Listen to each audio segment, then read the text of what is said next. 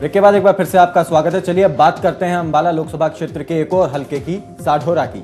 साढौरा में 1,92,000 के करीब वोट हैं, 1,39,000 करीब के पुरुष हैं और करीब 88,000 महिलाएं हैं। पिछड़ा वर्ग का वोटर यहां ज्यादा है, इसलिए ये सीट आरक्षित है। कांग्रेस इस सीट पर हर चुनाव में जद्दोजहद करती रही है, लेकिन पिछले चुनाव में कांग्रेस ने यहां जीत दर्ज की। राजपाल भुकड़ी यहां पर विधायक हैं। भाजपा और इनेलो का यहां दबदबा ज्यादा रहा है और एक खास बात यहां पर यह है कि 1982 में कांग्रेस के प्रभुराम 10 वोट से हार गए थे। नतीजों को चुनौती उन्होंने कोर्ट में दी तो 4 साल के बाद उन्हें निर्वाचित माना गया। बीजेपी ने बलवंत सिंह को यहां टिकट दिया है, जो कि इनेलो से आए हैं और बड़े कद्दावर नेता इनेलो के रहे हैं। तो वहीं इनेलो ने श्रीमती पिंकी को अपना उम्मीदवार बनाया है। तो देखना होगा किस तरीके की ये लड़ाई रहती है। शंभू जी, ये जो जिस तरीके का समीकरण यहाँ पर है, अब क्योंकि भारतीय जनता पार्टी ने बलवंत सिंह को टिकट दे दिया है जो कि इनेलो से आए हैं, क्या लगता है आपको किस तरीके की तस्वीर बनेगी अभी? यहाँ पे देखिए, चुनाव तो फिर है कि जो लोकल लेवल पे जो मुद्दे हैं वो हावी रहेंगे, मान लीजिए उसमें तो वहाँ पे स्थितियाँ हैं और स्टेट में जो समस्याएं हैं वो समस्या वहाँ भी है। साढौरा में वहाँ सबसे इंटरेस्टिंग है कि सीट सुरक्षित है, वो सुरक्षित सीट है और निश्चित रूप से जो दलित वोट बैंक है उसका मान लीजिए कि प्रभाव है वहाँ पे। तो दलितों के साथ जो कांग्रेस सरकार का जो ट्रीटमेंट है, कुछ घटनाओं पे अगर आप ध्यान दीजिए पीछे के, जो कई बार मीडिया की सुर्खियां बनी थी घटनाएं, तो उसमें दलित फुली इस कांग्रेस पे फेथ नहीं करेगी। जो दलित वोट बैंक है वो उनका पूर्णतः उससे ज्यादा इस सीट पर एक और पॉइंट कांग्रेस के लिए नेगेटिव जा रहा है, वो राजपाल भुकड़ी जी का, जो कि माने जाते हैं कुमारी शैलजा जी के खास रहे हैं वो। बिल्कुल। और लेकिन अब जो पिछले दिनों कांग्रेस ने कार्यकर्ता सम्मेलन भी किया उसमें भी वो नदारद रहे थे, उन्होंने विरोध भी किया था, प्रेस कॉन्फ्रेंस भी बाकायदा उन्होंने करी थी। शैलजा के साथ जो मान लीजिए हुड्डा जी का जो 36 का आंकड़ा है वो जग जाहिर है, मान लीजिए चल रहा है वहाँ पे। हुड्डा जी की जो कार्य प्रणाली है, अगर वो बहुत ही इंक्लूसिव होता, सबको साथ लेके चलने वाला होता, तो इतने विरोधी पार्टी के अंदर ही खड़ा नहीं होते। मान लीजिए शैलजा है या चौधरी बीरेन्द्र सिंह चले गए, रॉयनजीत सिंह चले गए और उनके बड़े नेता जो है सो अभी जो अंदर में भी है, कैप्टन अजय यादव नाराज चल रहे हैं, तो अंदर में ही जो है वो भी नाराज हैं और जो बहुत नाराज थे वो छोड़ के चले गए। तो इनकी कार्य प्रणाली जो है वो अच्छी नहीं है कही जाएगी उन नेताओं ने जो जिस तरह से इनको छोड़ा है। और कहा यह जा रहा है कि थोड़ा सा अहंग है जो इनके मतलब वर्क ऑफ स्टाइल है स्टेट को आगे ले जाने का, वहाँ कहीं न कहीं अहंग है। तो मैं उस चीज पे आ रहा हूँ कि जो शैलजा वाला फैक्टर है वो यहाँ पे काम करेगा और उससे कांग्रेस को नुकसान हो सकता है। राजपाल भुकड़ी साहब ने कार्यकर्ता सम्मेलन का उन्होंने विरोध भी किया था और बाकायदा उन्होंने प्रेस कॉन्फ्रेंस करके कही थी कि हम नहीं जाते इस कार्यकर्ता सम्मेलन में। देखिए, कांग्रेस के अंदर कोई भी विरोधाभास नहीं है, नहीं, लेकिन था पूरी कांग्रेस, पूरी प्रदेश की कांग्रेस एकजुट होकर इलेक्शन लड़ेगी और हर विधानसभा क्षेत्र से अच्छी वोटों से हमारी जीत होगी। ये तो विरोधियों का प्रचार है। अच्छा, नहीं, कांग्रेस के अंदर विरोधाभास है या मनमुटाव ऐसी कोई बात नहीं है। अगर कोई नेता पार्टी छोड़ के गया है तो वो अपने निजी स्वार्थ के लिए गया है, जिसका इस पार्टी पार्टी तो खैर नहीं छोड़ी है उन्होंने कार्यकर्ता सम्मेलन का। जैसे चौधरी वीरेंद्र सिंह का नाम या इंद्रजीत सिंह का नाम ही लेते, मैं उनके ऊपर कह रहा हूँ कि वो उनकी अपनी जिज्ञासा थी। कोई मुख्यमंत्री बनना चाहता है, कोई सेंटर में मंत्री, वो अपने निजी स्वार्थ के लिए छोड़ के गया है। इसमें पार्टी का या आपस की अहम का कोई टकराव का कोई सवाल नहीं है। पूरी प्रदेश की, पूरी सेंटर की कांग्रेस साढौरा के बारे में मैं जानना चाहूंगा। चुनाव लड़ा जाए। राजपाल भुकड़ी साहब ने जिस तरीके से विरोध जताया, क्या अब उनका टिकट पक्का माना जाए या कटा माना जाए? नहीं, ये तो कांग्रेस की स्क्रीनिंग कमेटी है, हमारी ऊपर वाली भी है सेंटर की। वो अगर कोई विधायक अपने काम में कोई नेग्लिजेंसी पाई जाती है या कोई जनता को किसी प्रकार से खरा नहीं उतरता, तो ये जरूरी नहीं है कि उस विधायक की टिकट रखी जाए। हो सकता है किसी कट भी जाए, लेकिन हो सकता है कि इनकी रह जाए। इसके बारे में हम आपको स्पष्ट रूप से नहीं बता सकते। वो तो ठीक है, कुछ पैमाने हैं, नीतियां हैं पार्टी की, उसके अनुरूप ही टिकट दी जाएगी। बीजेपी ने बलवंत सिंह जी को टिकट दिया है, इंडियन नेशनल लोकदल से आए वो आए हैं। क्या बीजेपी का यहाँ कोई जनाधार नहीं था, इसी वजह से उन किसी बाहर से आए हुए नेता को टिकट दिया गया? नहीं, भारतीय जनता पार्टी का जनाधार विस्तृत हो रहा है, कोई कार्यकर्ता नहीं होगा विस्तार हो रहा है। कोई कार्यकर्ता समझ भारतीय जनता पार्टी में कोई आए उसका स्वागत है। और भारतीय जनता पार्टी तो गंगा है, पवित्र गंगा है, वैचारिक गंगा है। जो डुबकी लगाएगा वो निश्चित रूप से पवित्र हो जाएगा। हरियाणा में अच्छा, ऐसा क्या है भारतीय जनता पार्टी नामक इस गंगा में, क्यों आते ही आप पवित्र कर देते हैं? एक आप छींटा लगाइए और आप ऐसे पवित्र हो जाते हैं। भारतीय जनता पार्टी तपस्वी लोगों की पार्टी है। तपस्वी लोगों का जीवन यहाँ लगा हुआ है। वैचारिक लोग यहाँ लगे हुए हैं, अपना पूरा जीवन समर्पण समाज के प्रति, देश के प्रति, ऐसे लोगों का एक बहुत बड़ी टीम है। और भारतीय मतलब बाहर से कोई भी कोई कितना खून करके आ जाए, आके भारतीय जनता पार्टी में शामिल हो जाए, ऐसा कोई पवित्र गंगा में नहा जाएगा। ऐसा कोई भारतीय जनता पार्टी ने किसी खूनी को, दागी को कोई ऐसा शामिल नहीं किया है। इस तरह का आरोप कोई निराधार है। अगर कांग्रेस से कोई आया है, कांग्रेस तो डूबता जहाज है, कांग्रेस को लोग छोड़ रहे हैं, कांग्रेस में प्रत्याशियों का अभाव है, कांग्रेस की सरकार बनने वाली नहीं, कांग्रेस की हरियाणा में, कांग्रेस में हरियाणा के तस्वीर तो ऐसा, लेकिन समीकरण तो दिखा रहे हैं कि आप लोगों के पास कार्यकर्ताओं की और उम्मीदवारों की कमी है, इसीलिए बाहर से इनेलो से आ जाए, कांग्रेस से आ जाए। जनता पार्टी कार्यकर्ताओं की पार्टी है। हमारे पास कार्यकर्ताओं का बहुत बड़ा जमावड़ा है, बहुत बड़ी संख्या में कार्यकर्ता हमारे हैं, लंबे समय से है, वैचारिक कार्यकर्ता है, समर्पित कार्यकर्ता है। अब आप क्या करें? बलराम सिंह बड़े नेता आपके माने गए, अब क्योंकि वो तो चले गए बीजेपी में, अब श्रीमती पिंकी जी को टिकट देना पड़ा। हमने टिकट दे दी। हाँ। और वहां से वो कामयाबी होंगे। मैं इनके बीजेपी वाले साथी इनको बताना भी चाहूंगा, लेकिन जमीनी तस्वीर साडोरा की नहीं बता रही है। इनके साथ अलायंस रहा है। हाँ। डॉक्टर कमला वर्मा का इन्होंने नाम लिया, जब वो उसी टाइम विधायक बनी जब हमारा उनके साथ अलायंस था। हाँ। वो तो पार्टी की प्रधान भी थी, वो मंत्री भी उसी टाइम बने चौधरी देवलाल जी के टाइम पे। हाँ। और इसी प्रकार से जैसे आप पिंकी तपार को दिए, तो इनके पास तो कोई कैंडिडेट थे ही नहीं, इनके तो सारे उधार के ही कैंडिडेट नहीं, लेकिन जो भगोड़े पिंकी जी को टिकट दिया गया तो उन्होंने टिकट दिए, लेकिन वो कांग्रेस इतिहास है, वो जमीन जो बता रही है वो भारतीय जनता पार्टी के कारण बनी है। जब भारतीय जनता पार्टी आपके साथ रही है, इतिहास इस बात का गवाह है, वरना कभी भी इंडियन नेशनल लोकदल हरियाणा में सरकार नहीं बना पाएगी। आज भी बना पाएगी, ना कभी बना पाएगी। आज भी साडोरा सरकार बनने जा रही है, आपकी सरकार नहीं बनेगी। बीजेपी का तो हाल भारतीय जनता पार्टी अकेले हम लोग महंगा तेल देखो बीजेपी का। आप 100 दिन में किसी का मूल्यांकन नहीं कर सकते। धर्मपाल जी, कांग्रेस के 60 साल का कुशासन आज हम 60 हाँ ककीना पेट्रोल डीजल घटाया, बहुत से कानून कर रहे हैं। चलिए ठीक है, मैं उनसे एक सवाल 60 साल के कुशासन का अंत करना, उसके लिए सुशासन लाने में थोड़ा समय तो चाहिए। मैं आपके पास आ रहा हूँ, पहले उनसे मुझे सवाल पूछ ले। मैं आपसे जानना चाह रहा हूँ, आज भी ऐसे सड़क नहीं वहाँ पर साडोरा में, सड़कें हालत खराब है, और मारकंडा नदी का पानी जब भी उसमें आता है तो बाढ़ग्रस्त ये पूरा एरिया हो जाता है, बाढ़ में डूब जाता है पानी में। क्यों आज तक इसका समाधान नहीं कर सकते? सड़कें जब हमारी सरकार थी, हमने सारी सड़कें बना दी और बहुत बढ़िया सड़कें। कांग्रेस की सरकार ने उनकी रिपेयर भी नहीं कर पाई। आप दोनों की सरकार बनी थी और उस वक्त आपके एमएलए बनवाई थी वहाँ सड़कों की, कई हमने जाल बिछा दिया था। लेकिन पानी में तो आज भी डूब रहा है साडोरा। कोई ऐसा इंतजाम आपने भी नहीं किया था कि साडोरा की जनता के लिए कि उनको बाढ़ के पानी से कुछ निजात मिल जाए? नहीं, अब तो 10 साल से कांग्रेस की सरकार है। अच्छा, तो 10 साल में कांग्रेस ने आगे हमने पहले पूरा इंतजाम कर रखा था। हमारे टाइम आप रिकॉर्ड उठा के देख ले, कभी बाढ़ भी नहीं आई थी। वो किस्मत रही होगी ये सरकार। देख लो, आप कुदरत साथ देती थी।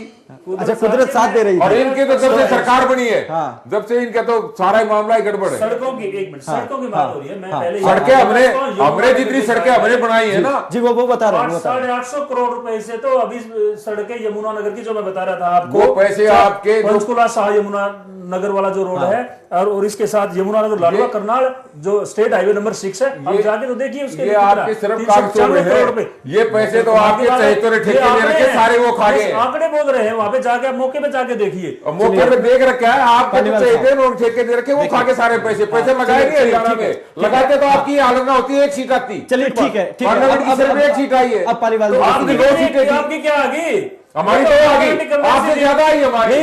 देखिए बात एक देखिए, दोनों तरफ जब आपकी सरकार थी तब भी काम कुछ नहीं हुआ था, सिर्फ वादे हुए थे। नहीं कुछ नहीं हुआ, क्योंकि बाढ़ से ग्रस्त ये एरिया है और वहां लोगों की सबसे बड़ी समस्या यही है कि जब बारिश होती है तो वो डूब जाता है पूरा एरिया, लोगों को निकलने तक का रास्ता नहीं मिलता। उसके लिए कोई इंतजाम आप लोगों ने भी नहीं किया और इस सरकार ने भी नहीं किया। जनता आज भी सरकार बनाने जा रहे हैं और आप तो आप यही मुद्दे आप यही रखिएगा। चलिए ठीक है, पालीवाल साहब देखिए, सबसे बड़ी बात है कि अगर हम इसके इतिहास में नजर डालें, 2 बार यहाँ पर इंडिपेंडेंट उम्मीदवार भी जीते हैं। तो कहीं ना कहीं इससे लगता है कि जो व्यक्तित्व है, व्यक्तित्व या व्यक्ति का चमत्कार, ये प्रभावित रहता है ये एरिया।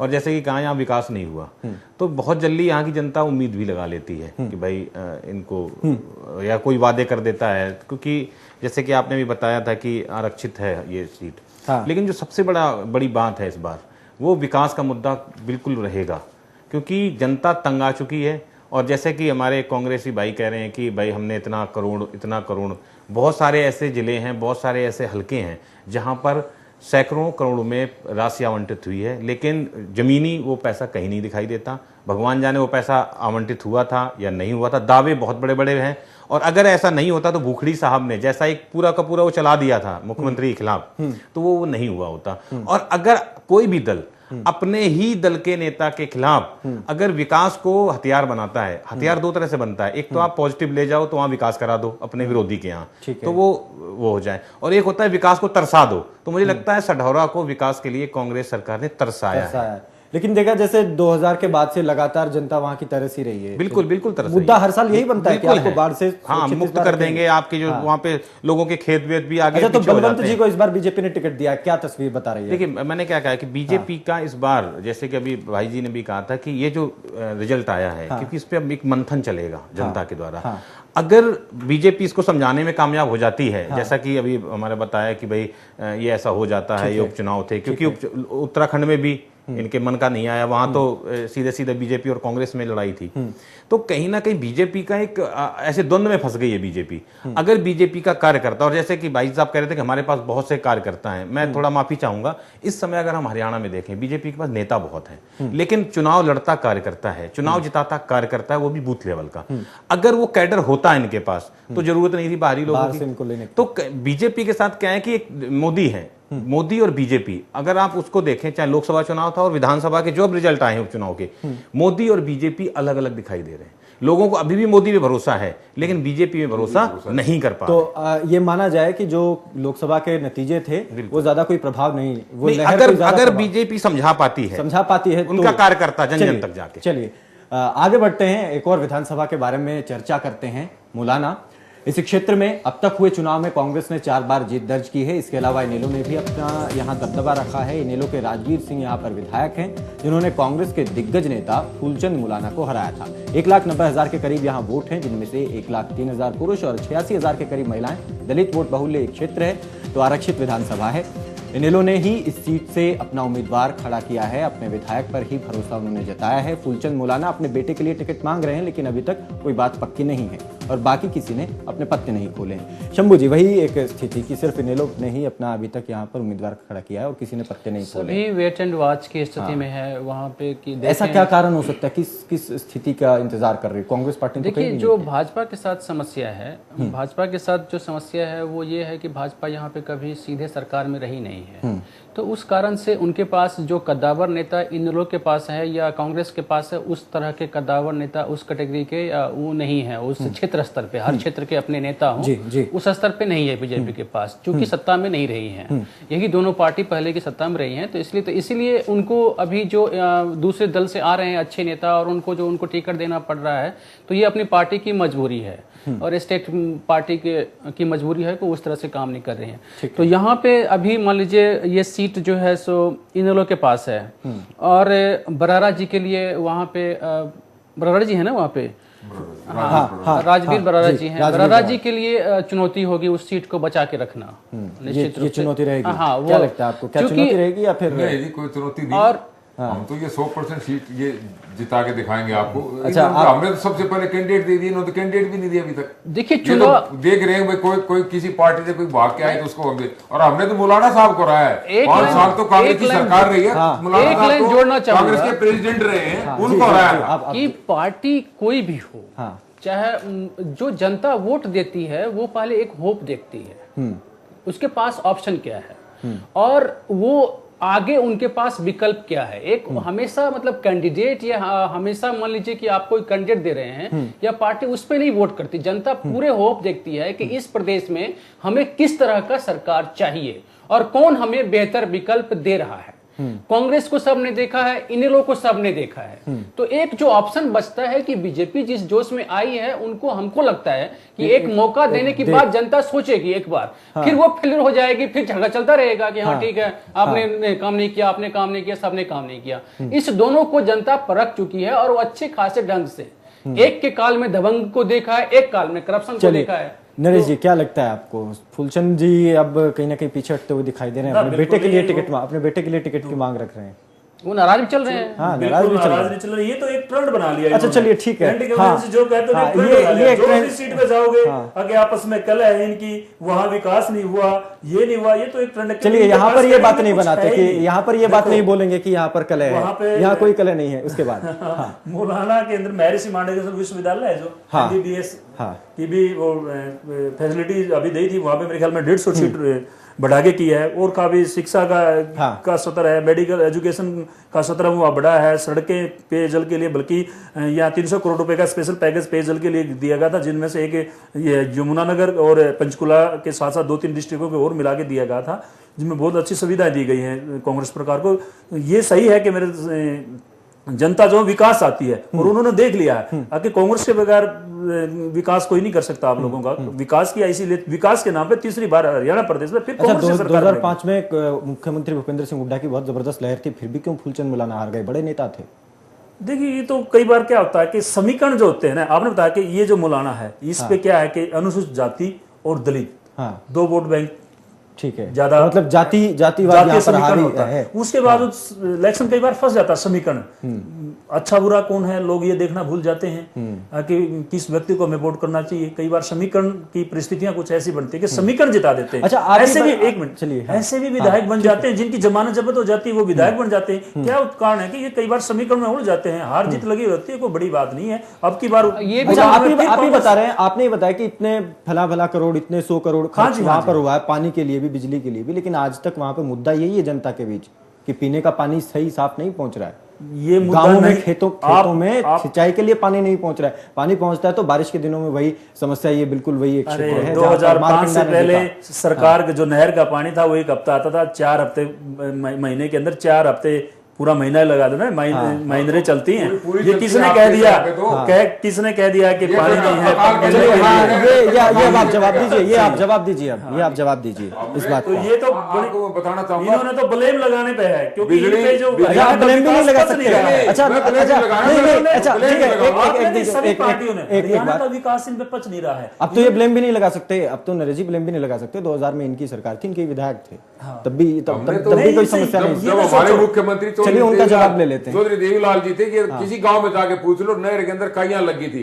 ये पानी की बात करते हैं, अगर पूरा पानी दिया चौधरी देवीलाल जी ने दिया।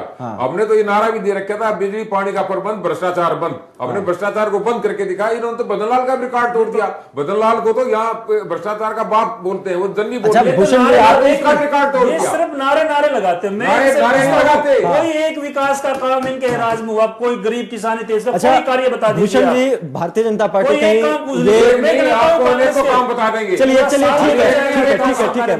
है, चलिए ठीक है। ये कहने से अब ये आपके दूर क्यों जाते हो? ये चलिए ठीक है। मकड़ोली साहब, वो तो पार्क तो देवीलाल मुख्यमंत्री के घर के सामने वो हमने बनाया है। ये तो चलिए ये आपका बड़ा दिल, ये तो आपका बड़ा दिल है कि आपने एक विपक्षी पार्टी के नेता के घर के सामने इतना बड़ा बात। ये तो सबूत। भारतीय जनता पार्टी क्या इस आपस की, कांग्रेस और इनेलो के जो आपस के मुद्दों की लड़ाई है, क्या इसका कोई फायदा उठा पाएगी या फिर निश्चित रूप से दिक्कत है? इन सब फायदा उठाएगी और हरियाणा में भारतीय जनता पार्टी फायदा ही उठाएगी, फायदा जनता को पहुंचाएगी, जनता को फायदा पहुंचेगा।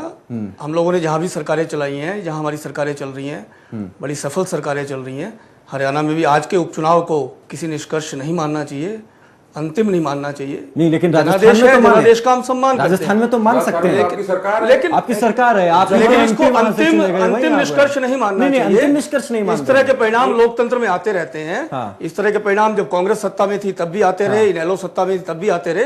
इस तरह के परिणामों के आधार पे कोई निर्णय किसी को नहीं लेना चाहिए, ना आपको ना मुझे। भारतीय जनता पार्टी हरियाणा में सरकार बनाएगी, अकेले सरकार बनाएगी, बहुमत से सरकार बनाएगी और हरियाणा की जनता को सुशासन प्रदान करेगी। हाँ, लेकिन बाकी सीटों के लिए उम्मीदवारों की भी इंतजार है। पर्याप्त उम्मीदवार हैं, हम सुशासन कांग्रेस से जो भाग के आएंगे वो आ जाएंगे क्या? चलिए ठीक है, एक फाइनल। केंद्र में सरकार इनकी, राजस्थान में सरकार इनकी, उसके बावजूद भी कांग्रेस वहां पे जीतती है। इसका चलिए ये भी असर रहेगा, ये भी चुका है। पहली बात। देखिए जी चलिए, जो कुछ हमही नहीं किया है, भ्रष्टाचार दिया, भूषण जी अब समय इजाजत नहीं दे रहा। देखिए आप इस तरीके से चुप नहीं होंगे, अगर आप चुप नहीं होंगे तो ये गलत नहीं। आप प्लीज सुनिए, फाइनल हो रहा है, आपकी बारी खत्म। ये मर्यादा नहीं है डिबेट की। आप देखिए, मैं जो कह रहा था कि जो कांग्रेस के साथ इस बार विडंबना है, क्षेत्रवाद, जातिवाद, नौकरी में भेदभाव, इनसे भी इनको जूझना है, क्योंकि रोहतक के अलावा ये जहां जहां जा रहे हैं वहां पर ये मुद्दे इनके लिए मुंह बाए खड़े हुए हैं। ये बात तो है, ये आपकी बिल्कुल सही। ये मुद्दे, क्योंकि मुख्यमंत्री को जो लड़ना है पूरे हरियाणा में, आप रोहतक में तो कह सकते हो कि हमने यहाँ आपकी चौधर बचा के रखी, हमने ये कर दिया, फ्लाईओवर बना दिया, लॉलीपॉप पकड़ाए हैं। रोहतक के बाहर क्या, पुराने रोहतक के बाहर क्या है, ये सबसे छुपा है। और कांग्रेस के को जो लड़ना है वो खुद से लड़ना है। कांग्रेस ना तो बीजेपी से लड़ेगी ना इनेलो से लड़ेगी। अगर हम यक्ष प्रश्न देखें कांग्रेस के सामने, तो कांग्रेस का रोहतक वर्सेस अदर हरियाणा, यानी वेस्ट हरियाणा। तो मतलब ये चुनाव रोहतक वर्सेस अदर हरियाणा का कांग्रेस के लिए है। कांग्रेस और जहां तक बीजेपी के लिए, तो मैंने कहा था अगर बीजेपी मोदी जी की नीतियों को समझाने में कामयाब हो गई, या मोदी जी का जो मॉडल है या मोदी जी का जो प्लान है वो समझाने में कामयाब अगर हरियाणा की, हमारी अंबाला की इन सीटों के लिए होती है, तो कहीं ना कहीं बीजेपी को बढ़त मिलती है। चलिए एक फाइनल कमेंट शंभू जी आपसे, पूरे अंबाला लोकसभा में जितनी 9 विधानसभाएं हैं, इनको देखते हुए क्या तस्वीर आपके दिमाग में एक उभरती है? वहाँ पे फाइट कड़ी रहेगी, और खासकर विनोद शर्मा की परीक्षा होनी है। उनकी, क्योंकि उनका गढ़ है वो। अच्छा, कुमारी शैलजा और भूपेंद्र सिंह हुड्डा का ये जो विवाद है, क्या ये असर करेगा चुनाव पे, और नुकसान कांग्रेस का ही होगा। नुकसान कांग्रेस का। चलिए, आप सभी लोगों का बहुत बहुत शुक्रिया इस चर्चा में शामिल होने के लिए। तो हमने चर्चा की, विश्लेषण करने की कोशिश की अंबाला लोकसभा क्षेत्र की विभिन्न 9 विधानसभाओं के बारे में, और एक तस्वीर जो उभर करके आ रही है, यहाँ पर कांग्रेस पार्टी, इंडियन नेशनल लोकदल और भारतीय जनता पार्टी टक्कर में है। कांग्रेस पार्टी के लिए दिक्कत यह है कि वहां पर कुमारी शैलजा और मुख्यमंत्री भूपेंद्र सिंह हुड्डा के बीच में एक जिस तरीके का मनमुटाव पिछले दिनों चला, उससे कहीं ना कहीं नुकसान हो सकता है। दूसरी तरफ जो स्थितियां लगातार बन रही हैं, कांग्रेस, इंडियन नेशनल लोकदल के भी, बीजेपी के भी यहाँ पर विधायक पहले रहे हैं, तो जनता ने सबको देखा है। इस बार जनता किसको मौका देती है, आने वाला समय बताएगा। फिलहाल इस कार्यक्रम में इतना ही, मुझे दीजिए इजाजत, नमस्कार।